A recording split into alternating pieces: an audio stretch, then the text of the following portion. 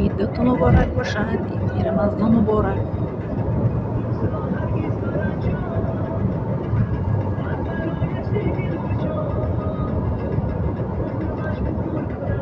دیگه بگو دوستان هرگز مرنجان شما را میرنجانید توی ما در کامنتاری هرچی می نویسین دوست رو میگه هرگز مرنجان می